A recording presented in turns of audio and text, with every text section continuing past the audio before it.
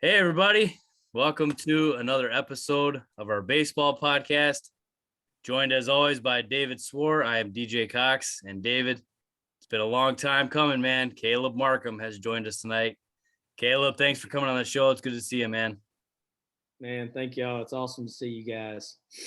Been a long time for sure. And I don't even know if I've seen you since college, man, to be honest with you. It's been that long. And that's too long. It's been over half of our lives now, pretty much. So it's crazy to think it when you look at that.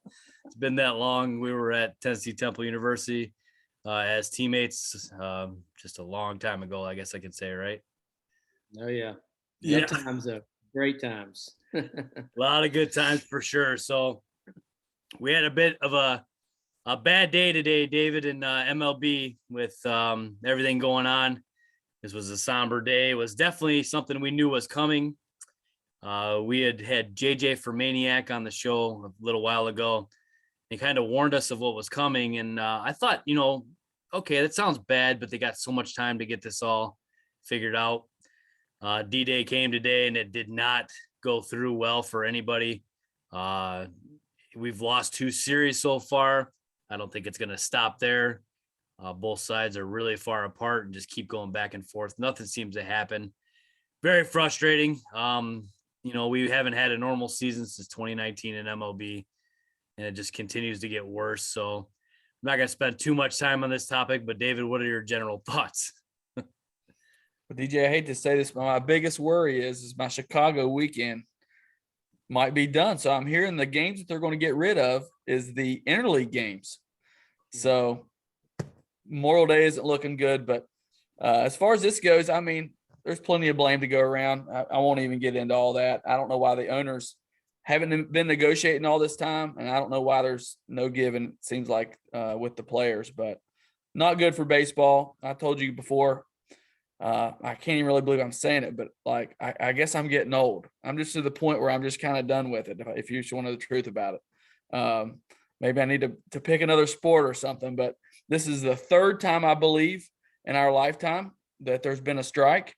And every time that it happens, it runs fans off. Both sides, I believe, are wrong. It's hard for me to feel sorry for owners as ticket prices go to like $100 a pop at some of these places. And it's hard for me to feel sorry for players when owners offered you $700,000 for a minimum salary. So they just need to figure out a way to get it done. It's hurting the game, obviously. So Caleb, obviously this is not a good look for baseball. Rob Manfred's been the commissioner now for many years, and we're once again at this point where we've lost games. It's very frustrating. So what are your main concerns as far as MLB goes moving forward with this yet another strike and another black eye for baseball? Yeah, I just think it's greed. That's the number one thing I see is you got both sides that are it's just money controlled, money driven. Like Swor said, that $700,000, who wouldn't want to take that minimum? A bullpen catcher. You know what I mean? Like, come on. But also, I thought there was another, kind of valid complaint is that I'd like to see is I think I read something about the 6-year free agency. Where younger players have to wait so long before they get paid. I understand that gripe a little bit because some of these younger guys are studs. They're absolute studs, and they need to be, there needs to be an opportunity for them to get paid a little earlier. So I'm on the player side on that aspect of it, but I just don't think it's good at all. I mean, good grief, how long have you had to work this out? And now you're backed up against the wall, and they think they have to do that to get both sides to agree, but it doesn't seem like they're really making any headway. Both are kind of stubborn at the moment, but It's not good. I agree with you. It's not good at all. So David, I was seeing exactly what Caleb's just talking about right there with some of the young studs that are in the game and what they're making and, what they're kind of fighting for with these guys. You're only in your prime for so long in the MLB, unless you're just an absolute, stud where you're on a Hall of Fame path. Most of these guys are pretty much in their prime 4 or 5 years and out.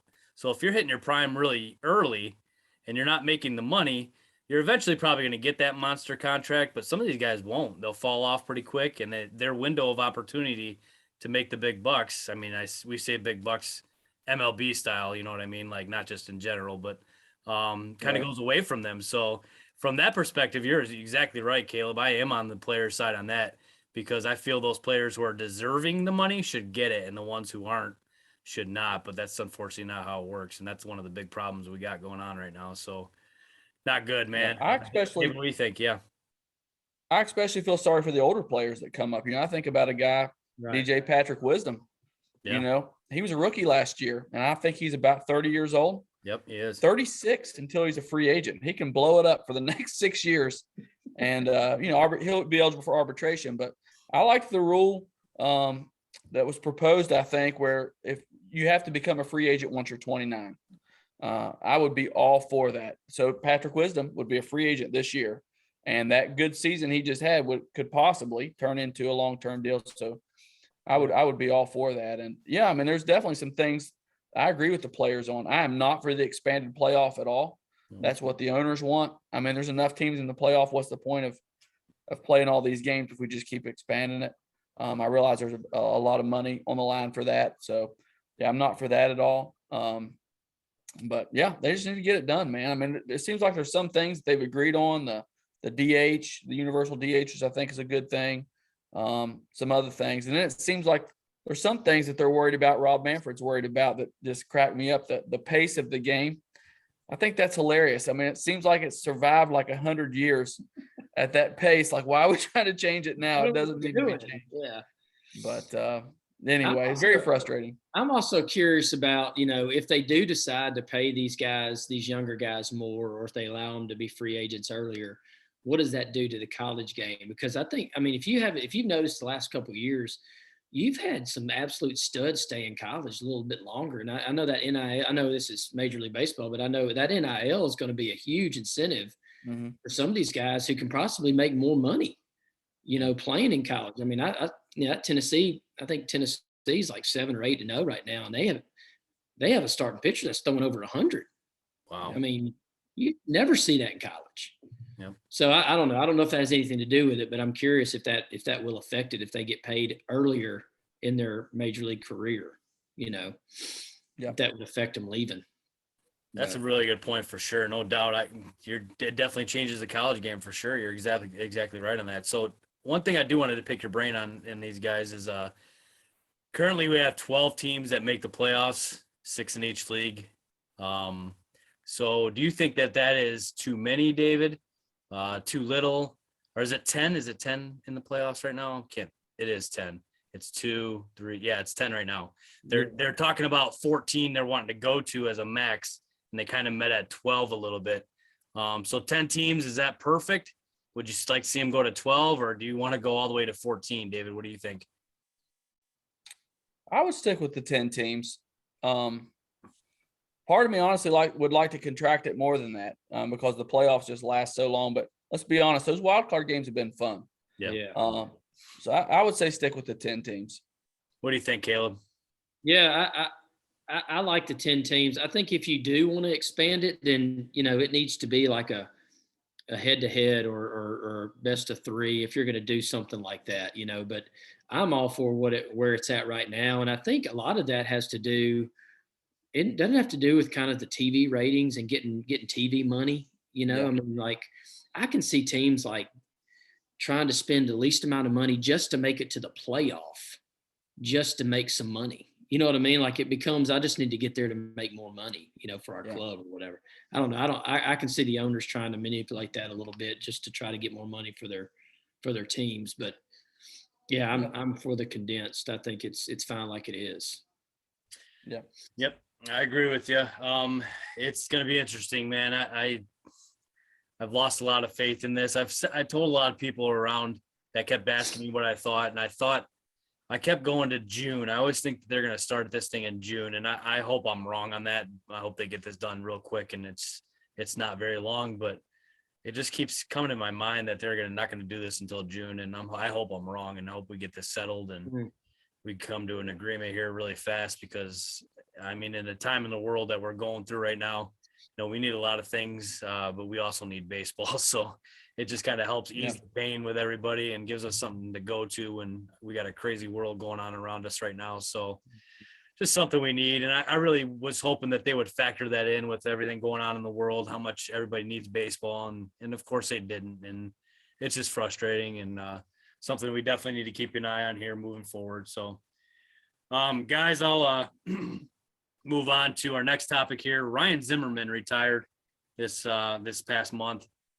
And David, the best Nationals player of all time, I would say for sure. I don't count the Expos and the Nationals in the same. It just doesn't flow well when you see like the Nationals all-time leaders and you see Tim Raines and Andre Dawson in there. It just doesn't make any sense to me. But you change cities and logos and everything, and I don't know. I mean, I get it in one sense, but I don't in the other sense. But definitely in a Nationals uniform, throwing the Expos out, he's the greatest National of all time. So until Juan Soto comes and destroys him, basically in the but he makes a mockery of all of Zimmerman's stats.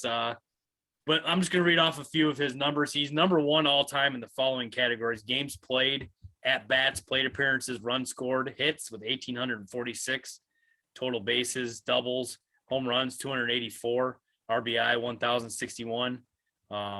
Runs created 1,055, which is some crazy stat that some guy came up with that nobody can understand, kind of like Warren's slugging percentage. So he's the number one all time in that. Extra base hits, times on base, just a lot. So he's definitely a Nationals Hall of Famer. He also won the World Series with the Nats in 2019 with that team as well. So he did get that title before he retired, which is awesome to see. He released a cool statement I wanted to read real quick. Dear DC, employee number 11, we have won together, lost together, and honestly grown up together. We have lost 100 games twice, won 94 times, and moved to a new stadium. We have failed to get out of the first round of the playoffs 4 times, and of course experienced the magical run of the World Series in 2019 that no one will ever forget. Through all the achievements and failures that we have gone through, you have always supported me, and for that I will be forever grateful to you.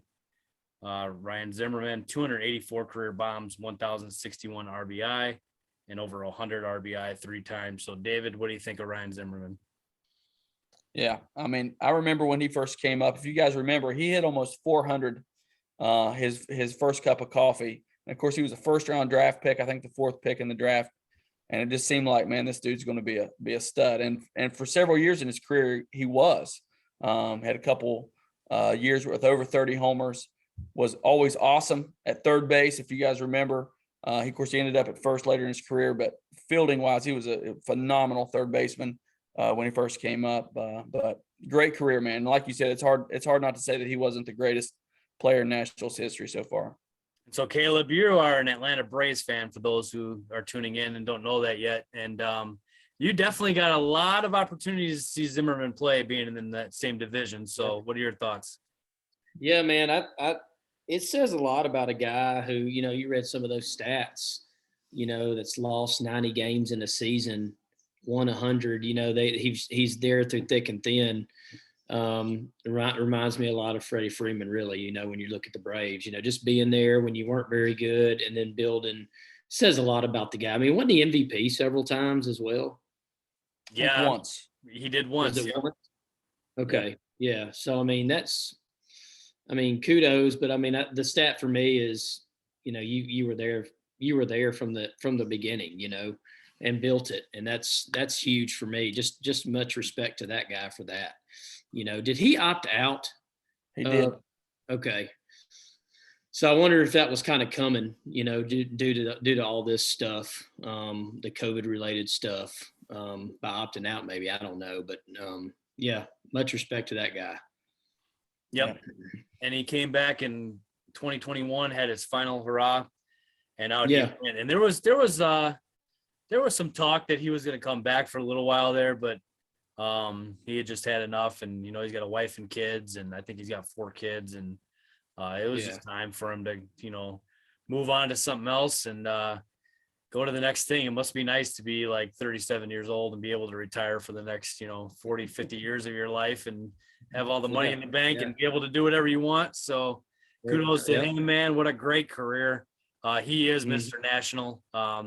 He really is. He's the face of the franchise for so many years, and a huge loss for them, no doubt, that they'll have a hard time feeling. The Nationals are in a lot of trouble for this upcoming season. Besides Juan Soto, their team is going to definitely struggle. So another loss for them, but a great career for Ryan Zimmer nonetheless. So David, Paul O'Neill is getting his number retired this year by the Yankees. And I first heard this, I'm not going to lie to you, I was kind of like, Paul O'Neill is going into like the numbers with Babe Ruth and Mickey Mantle and Yogi and all the guys. I'm like, what in the world? So I don't know. I'll let you start with this one because this is your team and your guy and everything. But tell us why Paul O'Neill is going into Monument Park. Well, DJ, I thought the same thing you thought, just to be honest with you in the beginning. And then I went and looked at the list of retired numbers. And when you put that in perspective, he does deserve to be there. He's every bit a big a part of Yankee history as Jorge Posada, as Bernie Williams, Ron Guidry. And so putting that in perspective, when you think retired numbers, that's like you said, you think of the stars. Yep. Babe Ruth and Joe DiMaggio, Mickey Mantle, those guys. But like I said, once you put it in perspective for the guys that are actually there, I'll agree with it. Paul O'Neill was the ultimate competitor. Definitely one of my favorite players of all time. It was awesome to see him hit just a shot to somebody and then him run it out and be mad because he got out, even though it was a laser. Just like I said, the ultimate competitor, great on defense. He was a good base runner. He hit for high average. He hit for contact. Good fielder. I mean, just a great all-around player. So congratulations. And a great broadcaster. I'm going to throw that out there. If you've ever watched Yankee baseball, he's a great – him and David Cone are an awesome team. So I'm in with retiring his number. So, Caleb, he was a fiery player, and having played with you, me and you were both the same kind of players as he was. We were fiery little players out there. We were definitely kind of in the same boat as he is as far as that goes. Just super competitive, really. You know, that's what Paul O'Neill was. And I'll never forget that one ball that he was bouncing around out there in the field, and he kicked it into the cutoff man and ended up working out. Just a real big time competitor. So Caleb, what are your thoughts? No, you just appreciate a guy that just plays the game with every ounce, that he has. Yeah. And you can point them out. Like, I mean, all of us can point them out because we're all, we all kind of play that way. But, you see the prima donnas, you see some of these guys, and I don't know. I just think when I think of Paul O'Neill, that's the first thing that came to my mind is just how hard he played, how he approached the game, true professional.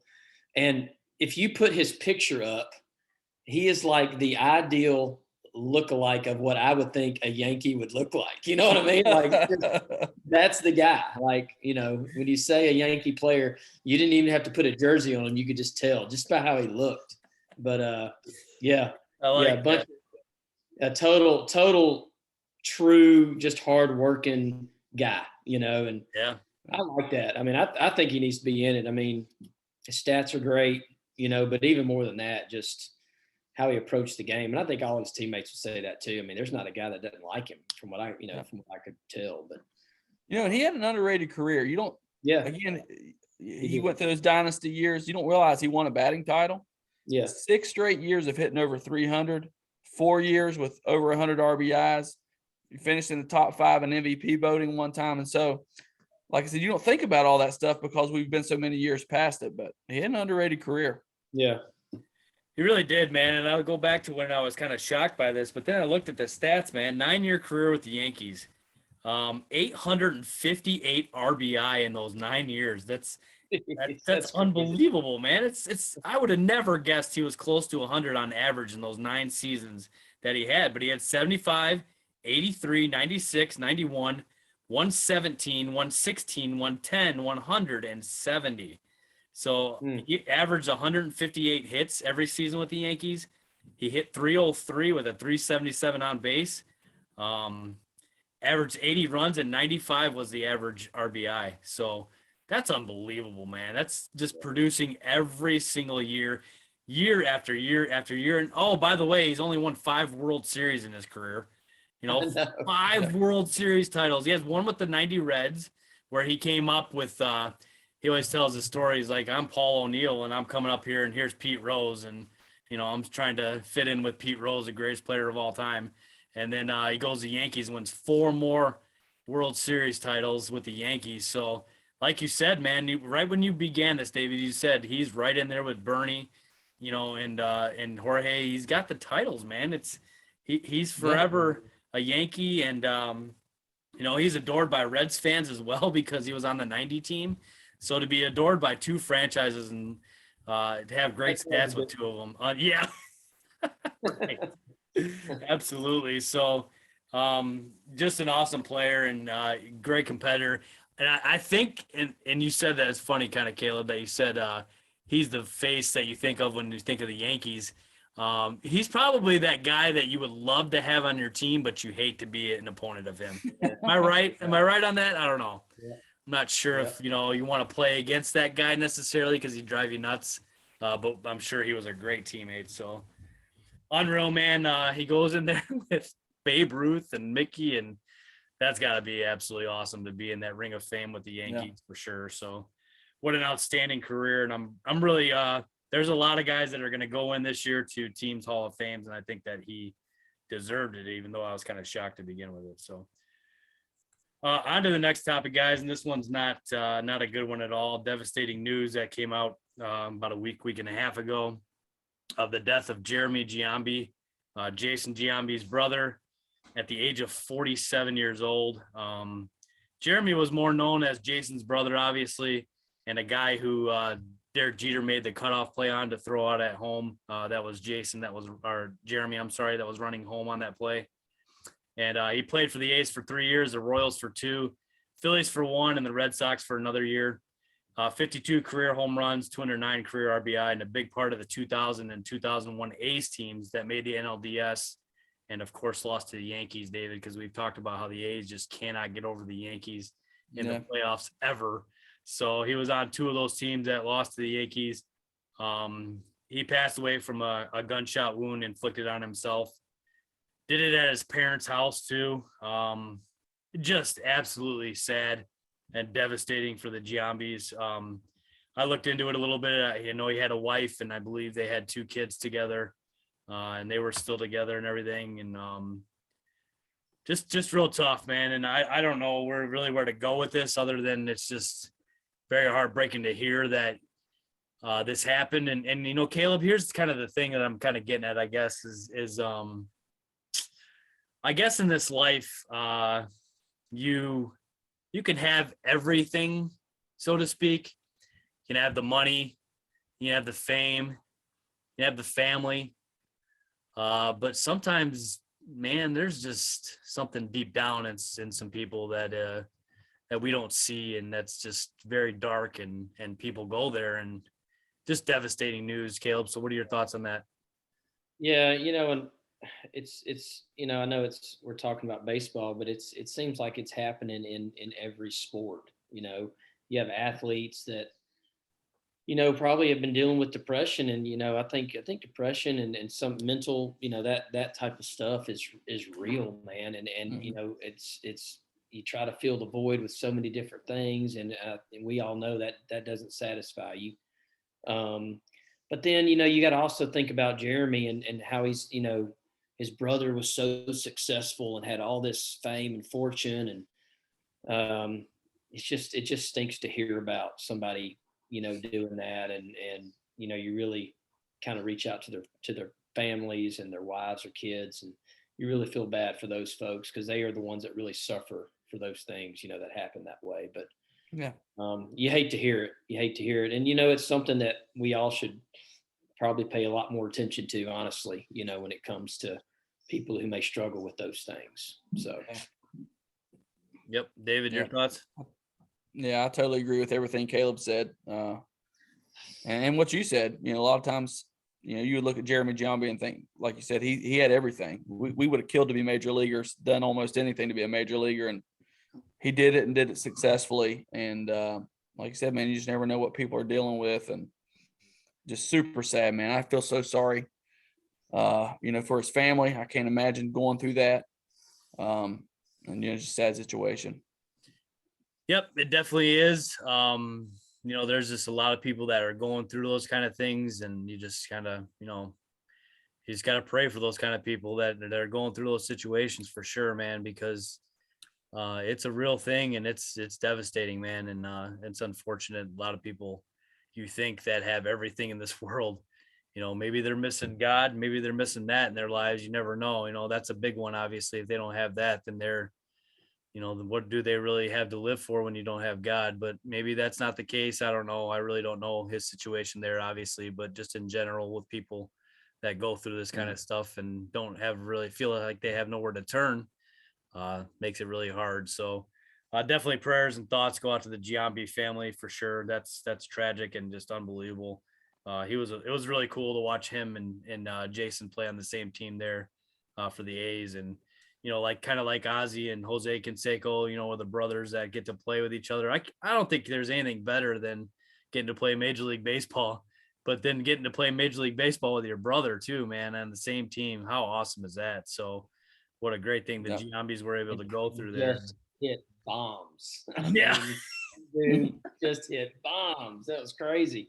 Yep. The legs on those folks were nuts. I just remember those dudes hitting bombs. I mean, it was crazy. Yep.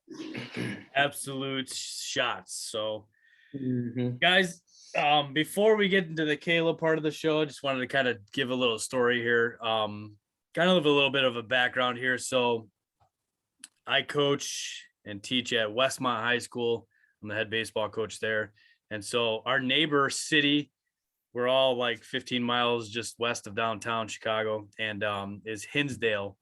And Hinsdale Central's got about 4,000 students. These are just huge high schools around here. So in the wintertime, in the off season, I run a lot of lessons for Hinsdale Central baseball players. It's not easy to make a baseball team when you've got, 50 players trying out for the freshman team. So these guys are in these programs that are run through the Hinsdale Central travel teams that, work with them all year long so that when they get to tryouts, they get a better shot at making the freshman team, the JV team, the varsity team, and so on. So just kind of a background on that. And we do it at the Bo Jackson Dome right by O'Hare Airport there. We run these lessons out of. And so I had coming into the dome one night, and I was just, walking around, and all of a sudden I see this monster of a guy just off in the distance. And I'm like, what in the world? And so I look again, and sure enough, it's Jim Tomei.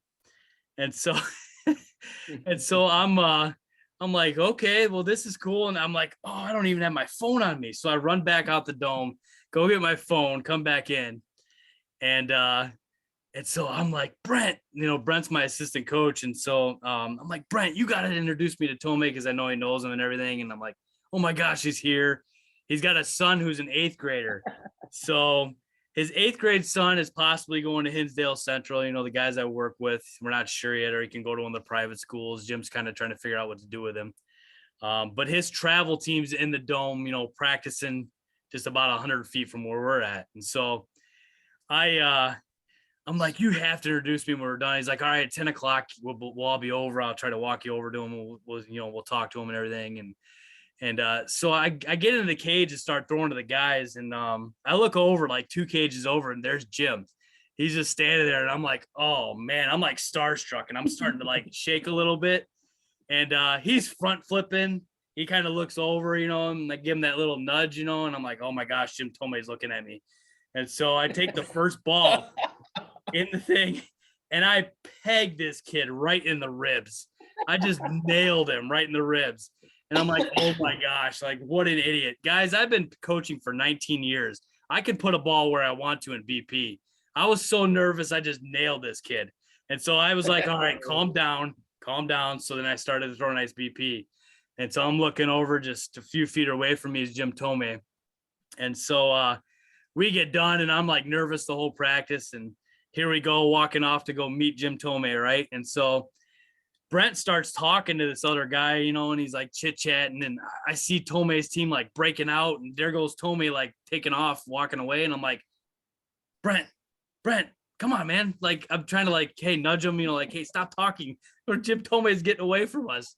And so Jim Thome was just like, phew, and out he went, man. And I completely missed my opportunity to get a picture of Jim Thome. This story, every story with DJ always leads back to the same one, Caleb. This is the third Mr. Burrell moment, literally in the last year. So who was the guy you saw that walked past you or whatever, DJ? Ryan Dempster. DJ completely that started opportunity too. Yep. with swing and a miss. Oh my gosh. I It thought you never were going to fails. tell me you got him to hop in the cage or something. That's where I thought we were going with that, but that would have required you to speak to him. You got a head nod from 5 cages over or something, right? And beamed a kid after you did it. I mean, Beamed it because you're nervous. That's a good story. So as a consolation prize, Thome sneaks out the side, and here comes Jim Thome's son over. And Brent's like, hey, this is Thome's boy. He's an 8th grader, and he's my height, which isn't saying much, obviously, but he's already my height as an 8th grader. He's got a pretty lefty swing, and I'm just like, hey, good to meet you and everything. And I'm like, hey, you guys going to be around on Sundays? So, you can work out with us. And kind of like, hey, can your dad come too? And he's like, we're going to Florida for the weekend. So he wasn't even able to come on Sunday. And now we've kind of split up. Obviously, high school ball started, so travel's all done. So my opportunity is gone for a little while here. But I'm going to work on that, man. I'm going to try to get him to come speak to my Westmont team here, and we'll see how that goes. Probably not good because I won't be able to spit out the words, David. So, yep. DJ, just get Lindsay or Nicole to take care of it for you. Yeah. Yeah, Lindsay would definitely take care of it. She would get his autograph and everything, man. She knows how to do that. So pretty awesome, man. Awesome. But definitely a really cool experience to kind of hang out, so to speak, a little bit with Thome there. And one day, hopefully, all my dreams will come true. And the number 6 all-time home run hitter will shake my hand and take a photo with me. So he'll be like, you're that coach who hit that kid in that cage that time. yeah. Are you still coaching? Because you beat a kid in the ribs. Oh man. All right. So Caleb, we talked a little bit earlier about how you were a Braves fan. So give us a little background, if you don't mind, about how you became a Braves fan. I mean, obviously you're down in the South, but how did that all begin? Talk about some of your favorite players as a kid, about the college age, and now for the Braves. Well, I'm originally from Montgomery, Alabama. So the closest, I guess, major league team to me at the time was about hour and a half or 2 hours north in Atlanta. So I've been a Braves fan since I was little. And then moving to Chattanooga, made it even, easier because you could get to games a lot easier, things like that. But I grew up going to Braves games. I mean, just the heyday, the Greg Maddux, the Tom Glavines. I mean, I was a pitcher, so I like the pitchers, but I mean, obviously, Justice and all those unbelievable human beings. No. But yeah, I just, I've always loved them, man. That's just always been my team. And I remember we went, one of the highlights was when I was in college, me and Lee Salyers, who else? I think it was Matt Locklear too. We just loaded up and said, we're going to go to the Braves game. And it was like a Friday night, and they were going to clinch like their 15th straight, championship, whatever, and it was, I don't know if y'all remember this, but that night they won like 21-2. I mean, they just obliterated. I don't even remember who they played. But that was kind of one of the highlights, just going and seeing them clinch, again, a conference title. But yeah, man, I've just always been a huge fan.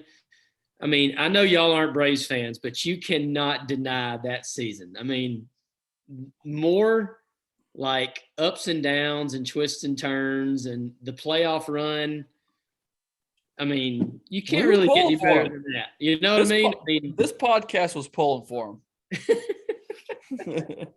I mean, it's crazy. It's every playoff game had either a walk-off base hit or or there was just some cool storyline to it. And I don't know. I just it was a dream season, dream season. And Yeah. I don't remember, I remember watching them, but I wasn't as gung ho, until I got later on into high school and college when I really started following them. So, their first championship or, 20 something years ago, I'm not to remember too much of it, but yeah, man, this season was really cool. I almost put a sign behind me that said, "No, not Luke Jackson again."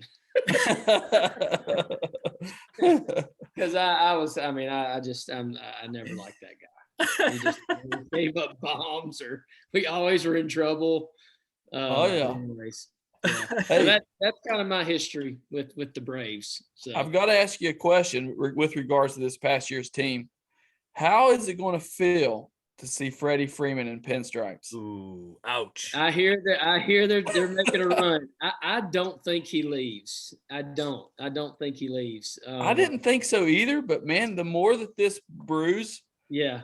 I mean, honestly, he's exactly what the Yankees need. Exactly what the Yankees need. I can see him sour. like it. If you want to maybe start a new, chapter, you've done it with the Braves, you've been there forever. Now maybe something new. I can see that aspect of it, but I don't know money wise. Would he make more money? I mean, if he went to the Yankees, I think he would. I mean, Okay. I think he would. Apparently, the Braves are kind of sticking to their guns, and I mean, it just depends on how bad the Yankees want him, I guess. I mean, he's getting older, and man, I would love that, but we'll see. I'm like you. It seems. If he wasn't going to be with the Braves, I always figured he'd be out west somewhere. But money talks, man. These guys have a short window to make all this money. So yeah, it's going and to talk. if you look at the Braves farm league right now, like I mean, I've kind of looked at some of their stuff. Of course, knowing I was coming on here, I wanted to kind of make sure I knew it so I didn't sound like a freaking idiot.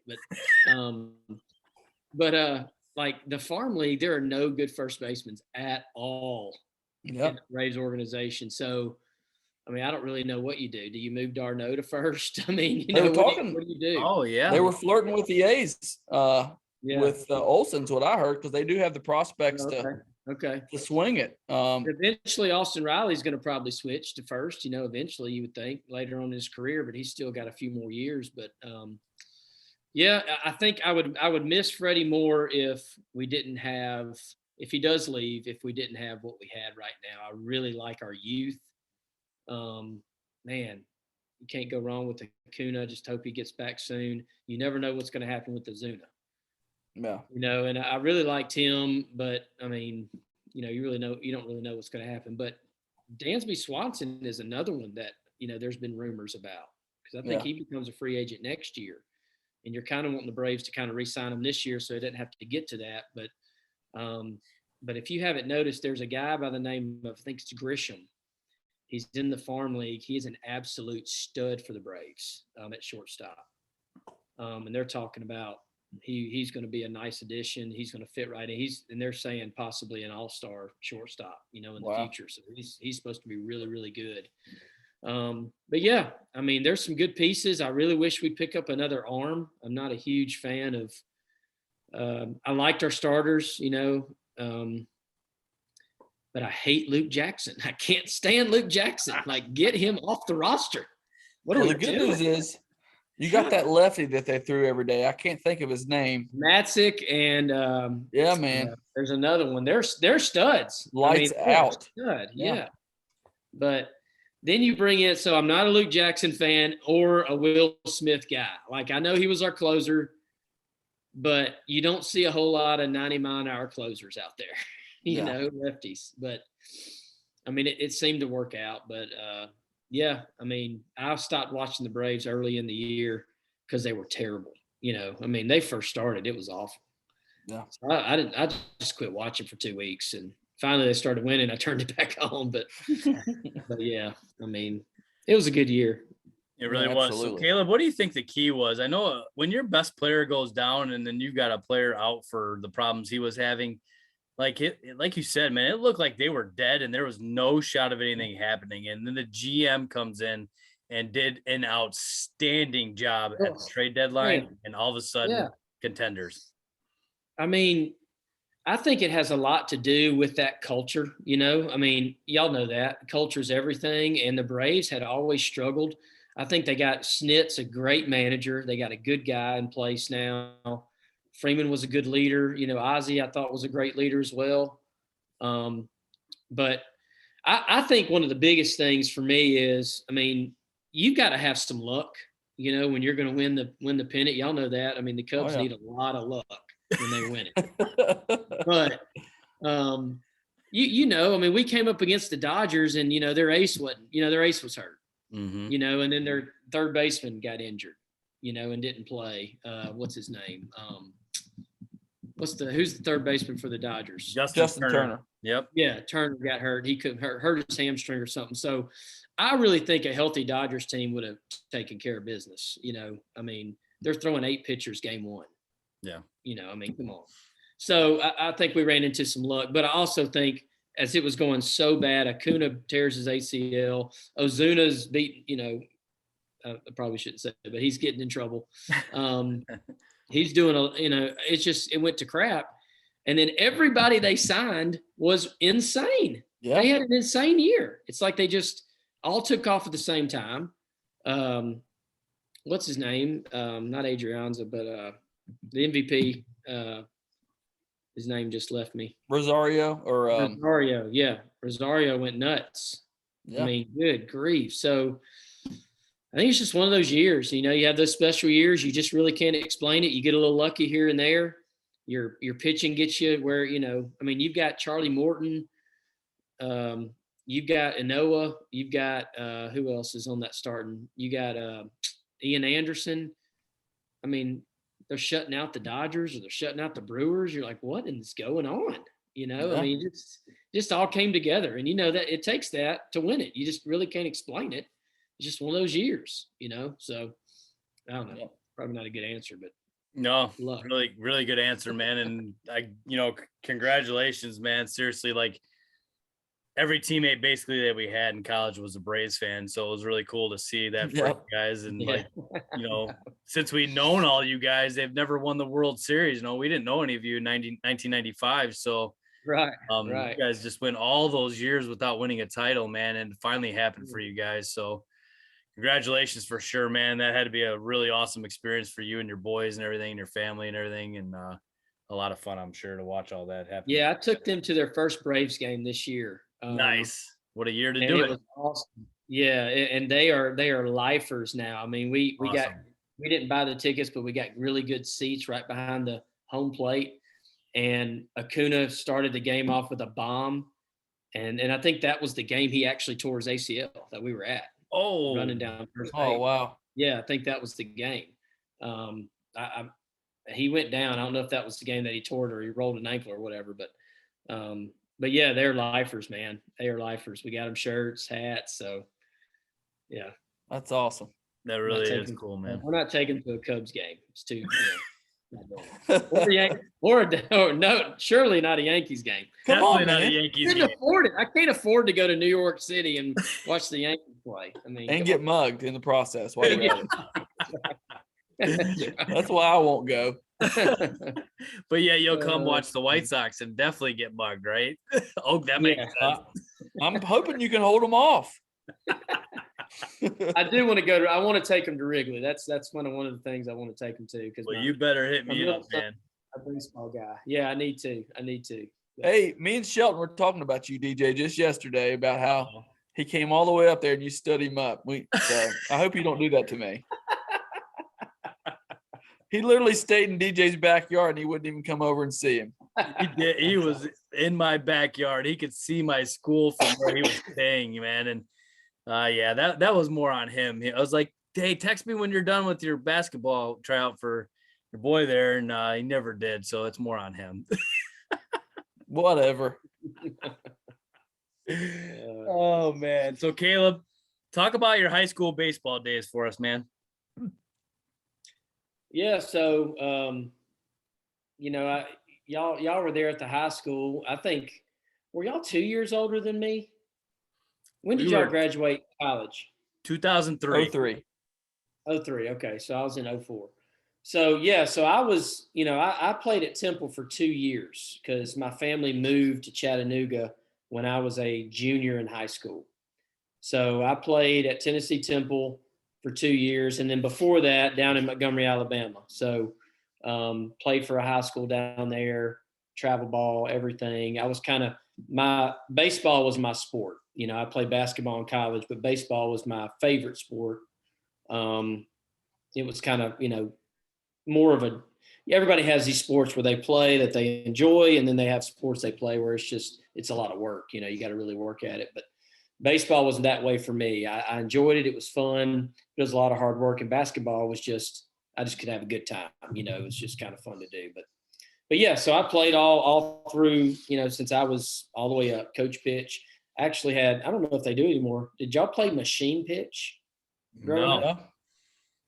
So we had a machine pitch. So instead of the coach, they put it in the machine, and those machines would bean the crap out of you. I mean, they weren't like, it's not like they're serving it right down the fat. I mean, you got to duck. I mean, sometimes the coach will put a weird spin on it.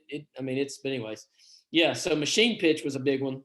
Then you went T-ball, coach pitch, machine pitch, and then,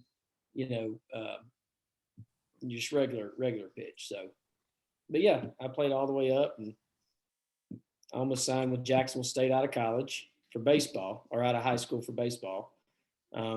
Decided I could go to Temple for free instead of, doing like a walk-on preferred deal at Jacksonville State because my dad was there. So yeah, it was great. So Bob Hall, the legend, talked to me, and he realized that I was a freebie. So he's like, "Come on out, man. Come play baseball for us. We got a spot." I'm like, "Yeah, because I'm free. I ain't got to worry about it." But yeah, it was great. It was a good deal. Hey, I got a funny story about Coach Hall.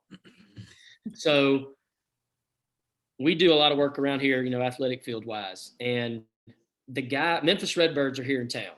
The AAA affiliate of the Cardinals.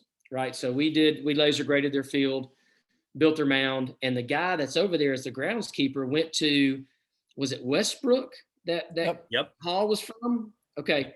So Coach Hall coached him in high school. Wow. Oh, wow. Yeah. So we were sitting there talking, and I was like, "Where'd you go to school?" Whatever. I was meeting him for the first time, and he was like, "Oh, I went to Westbrook." So I just threw out a name. I said, "Do you happen to know Coach Hall? He's got a son named Robert." He's like, "Oh yeah, he was my high school coach." He said, he's like, "Yeah, I know Robert too." But his name is Eric Taylor. So if he sees this podcast, Eric Taylor says hello to old Jalapeno. So, That's awesome. I thought that was a pretty cool story. So, but he's the head grounds guy for the Memphis Redbirds, which is pretty cool. Yeah, that's super cool. That is really cool. Not an easy thing to do is be a head groundskeeper, I'm sure. No, and what's crazy is the year before, this same guy was the number 2 guy for the Braves grounds crew. Wow. And the Redbirds got him back. They needed a guy, and they got him back. So yeah, it's pretty cool. That was kind of a small world, episode. So yeah. So you arrive at Tennessee Temple University the school year of 2000-2001, correct? 2000. Yeah, 2001. That was my first year. So talk us through those 4 years, basketball and baseball, since you were a combo athlete there, which is really cool, obviously, to play college basketball and college baseball. So walk us through your career and how busy you must have been doing both sports there. Well, so my freshman year coming in, basketball season was first. So, I got injured. I broke my wrist. I broke my left wrist riding a scooter down Lookout Mountain, which I have no idea what I was doing. I look back and I'm like, what was I doing? Why was I? Anyway, so I fall off the scooter. I catch myself with my left wrist. I break my wrist. The basketball season is over for my freshman year. I'm not going to be able to play. so then I can concentrate all the time. That's when we were in the cage, and we were all doing all that stuff. I do remember a really old batting cage that we were in.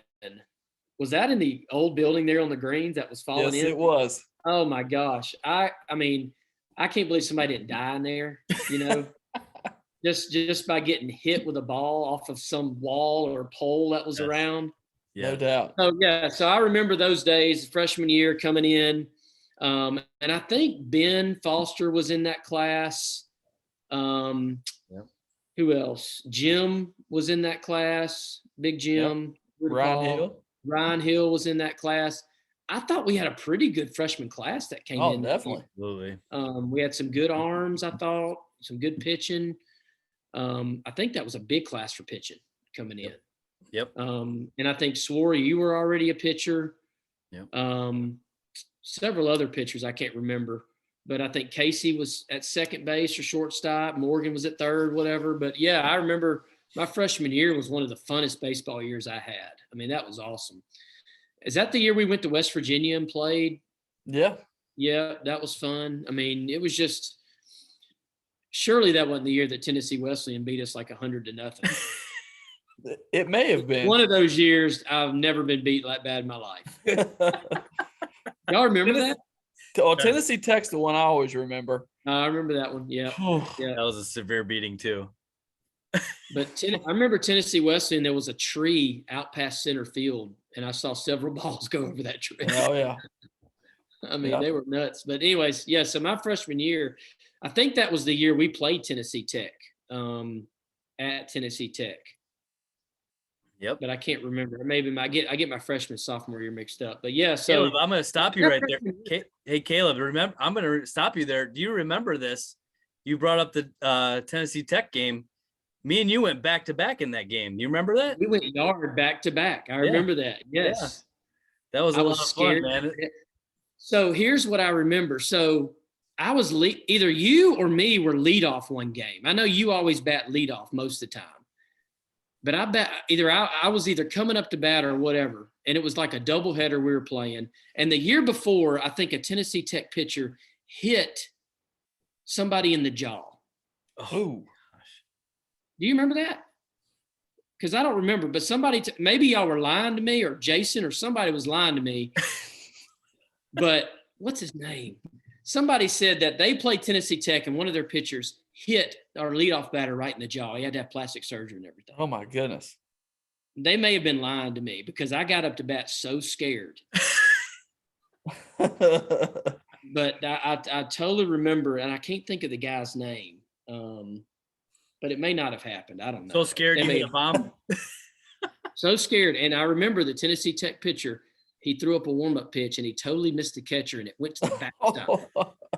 And I remember going, oh, my goodness, I'm going to die today. And it was one of those Tennessee Tech pitchers. I think those guys were going like to the Indians. They were like drafted. Oh, yeah. They were throwing 90-something. Yep. And I remember swinging. I swung at the first three pitches, weren't even close, and struck out.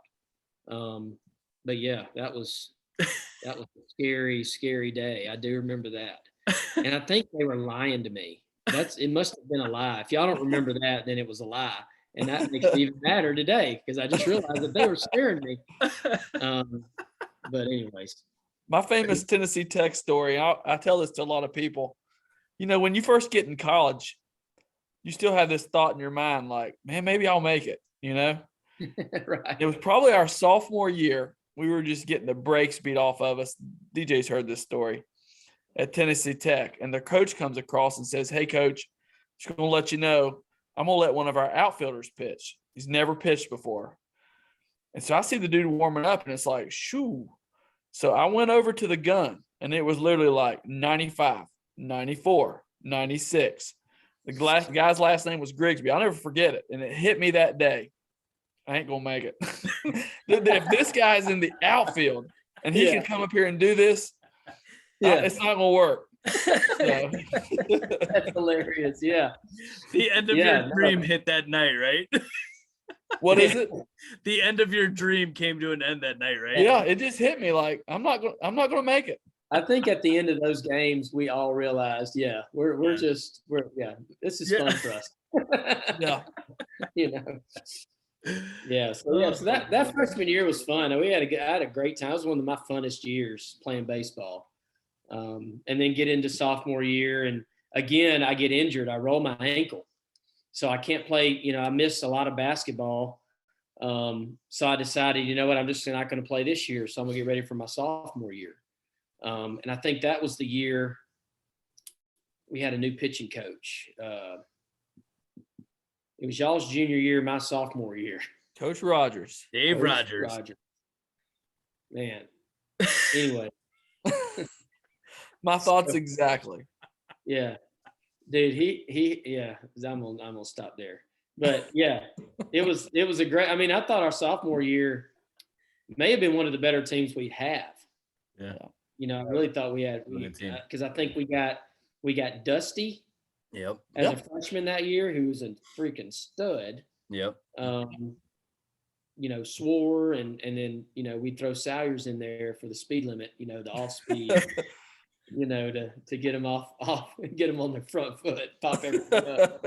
But I love Lee. I hadn't seen Lee in a long time, but dude. But yeah, I think that was some of my funnest years. Then my junior year, my senior year of baseball weren't the best, because I was all basketball. We won the championship in basketball my junior year, and it was just hard getting ready at the end of baseball season. I just, I didn't really feel like I could just come in and pitch. I think that's what I did my junior year mostly. Yeah. Senior year as well, but so yeah. I remember, I don't know, maybe it might have been junior year. You got to where you could run that fastball up there pretty fast. So, do you remember getting a clock on it or anything? Yeah. So I threw a bullpen out at Lookout Valley with their coaches. We were indoor, and I was hitting 93. Now that wasn't like consistent. That was like, me trying to throw it as hard as I could and not knowing where it went. But I was consistently 87, 88, So yes, you're right. My junior year I had more speed on it. And I think the biggest reason for that was I worked out a ton of shoulders and upper body for basketball season that year. And I think that helped a ton, because I was so skinny. I didn't lift a lot. I hated it. And I think I had to do it that year, and it really helped my velocity. But yeah, the end of my sophomore year, I don't know if y'all remember this. We were in McGilvery Gymnasium, and we're sitting there, and Coach Hall comes out, and he gives me and Ben and Dusty, he was a freshman, some insurance paperwork. Do y'all remember that? Mm-mm. But he gives us some sort of like insurance paperwork, which is like, basically we're going to, I think it was from some major league team. I don't remember who it was. And we had to fill out this insurance stuff because we were going to go to a tryout. And me and Ben made like a pact. We're like, hey, we're going to go to the minor leagues together. we were trying to do the dream, And after that day, we kind of we thought we were like going to be minor league guys, but it just never worked out. Tech really put a damper in those things. But anyway, no, it was fun, dude. That was some of the best years of my life, really, was playing with y'all and playing with those guys. We all got along. We all had good chemistry, and I thought we played pretty well, for who we were playing against and what we had, Yeah. Listen, it man, always seemed like we were just a little bit away. That's the way I felt the whole time we were there. Yeah. Yeah. You look back on it, man, and I know you both feel the same way. It's like we had so much talent on those teams year after year. And I don't know if it was just we were just being beat by just superiors. Like we were, we definitely played a hard schedule. There's no doubt about it.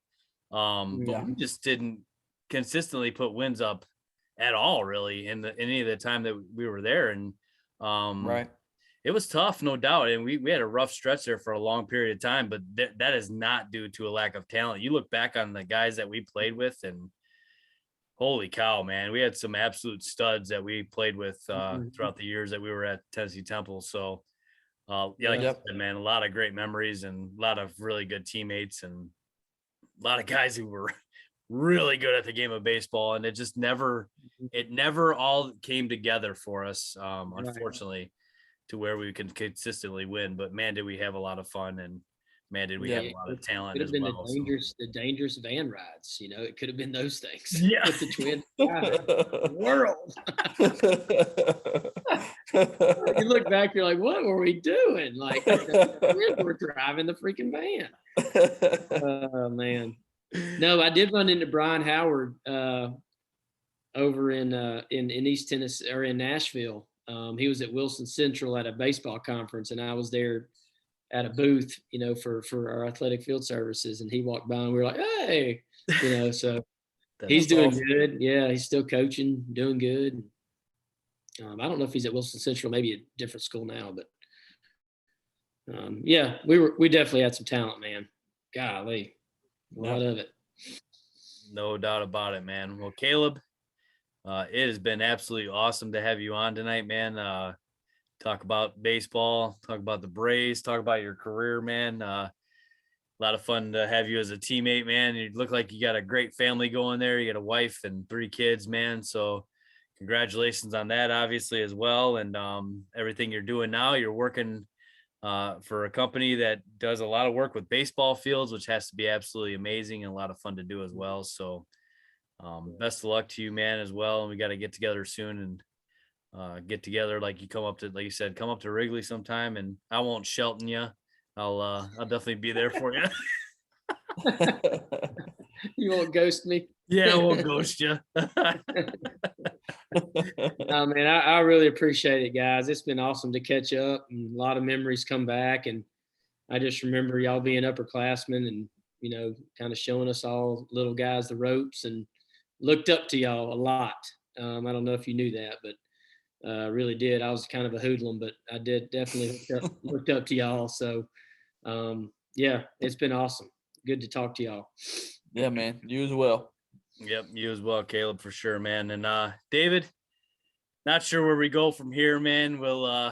We definitely have to have a trivia night here coming up, because that's about all we can really do at this point, because everything else is depressing. So Yep. We'll have to do that pretty soon here, and have some more teammates on, some more guests to the show. Maybe I can get Jim Tomei on sometime. You never know. I can work these There things you go. out. I mean, if you could just talk to him. Let's step one. You got to talk to him.